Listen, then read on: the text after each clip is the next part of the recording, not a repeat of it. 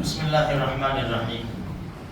حضرت ابو ہریرہ رضی اللہ تعالیٰ عنہ فرماتے ہیں کہ نبی کریم صلی اللہ علیہ وسلم نے ارشاد فرمایا کہ آپس میں ایک دوسرے کو ہدیہ دیا کرو، اس سے سینے کی کدورت اور رنجش کینہ دور ہوتا ہے۔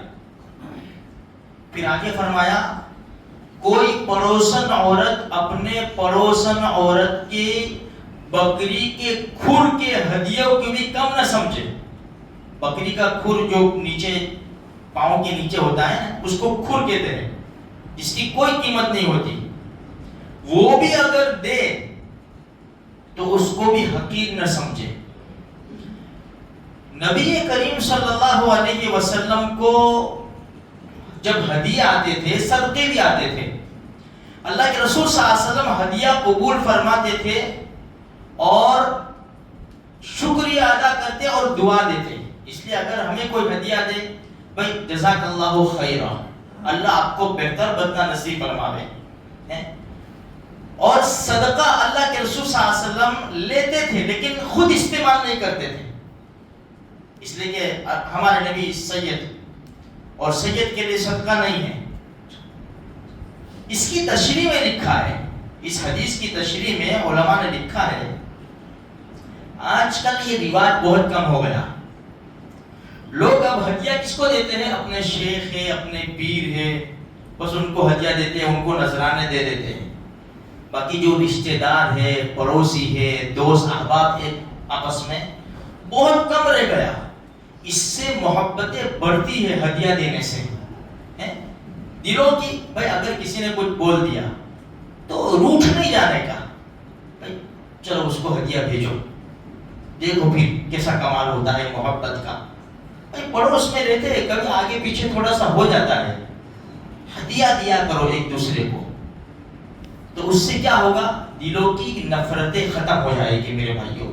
جیسے ایک حدیث میں اللہ کے رسول نے فرمایا نا، بھائی آپس میں سلام کرو، اولا ادلکم علی شیء اذا فعلتموہ تحاببتم، کیا تمہیں ایسی چیز نہ بتاؤں کہ تم اس کو کرو تو آپس میں محبت ہونے لگی؟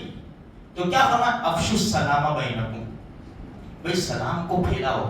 بھائی وہ سلام نہیں کرتا تو تم بھی سلام نہ کرو، کون سی بڑی بات؟ نہیں، وہ سلام نہیں کرتا تم سلام کرو۔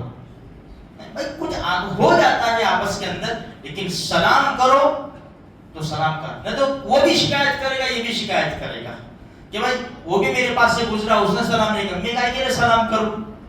یہ ہمارا ایٹیٹیوڈ یہ ہے۔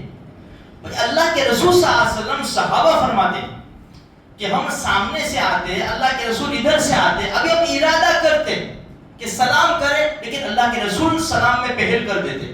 ہمارے نبی بچوں کو سلام کیا کرتے۔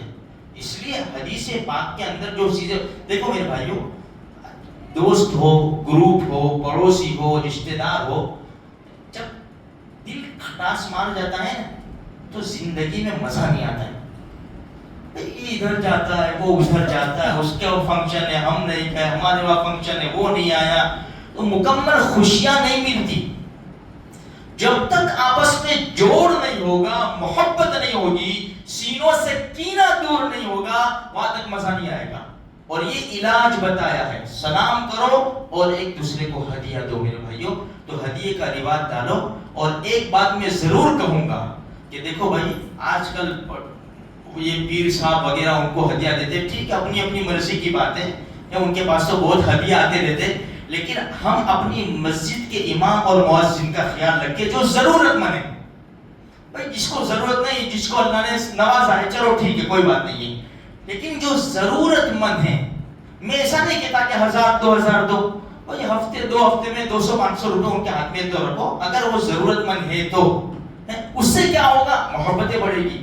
اور یہ ہدیہ، دیکھو ہدیہ اور صدقے میں فرق ہے۔ ہدیہ خالصتاً لوجہ اللہ، بھائی میری محبت بڑھے، دوسری میری کوئی غرض نہیں۔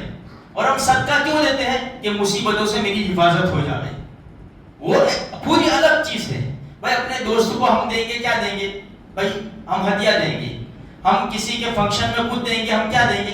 ہدیہ دیں گے، وہاں صدقے کی نیت نہیں کرتے۔ اسی طرح یہاں بھی اگر ہم دیں تو تو ہدیے کی نیت کرے کہ بھائی میں اللہ کو راضی کرنے کے لیے اور ہماری آپس میں محبتیں بڑھے، دلوں سے دلوں کے اندر جو کچھ بھی ہے وہ سب نکل جائے، میں اس لیے اس کو ہدیہ دیتا ہوں، اس لیے اس کو سلام کرتا ہوں میں۔ تو حدیث کے اندر بڑی زبردست چیزیں بتائی ہے کہ جس سے آپس میں جوڑ ہوتا ہے۔ اللہ تبارک و تعالی ہمیں عمل کرنے کی توفیق عطا فرمائے۔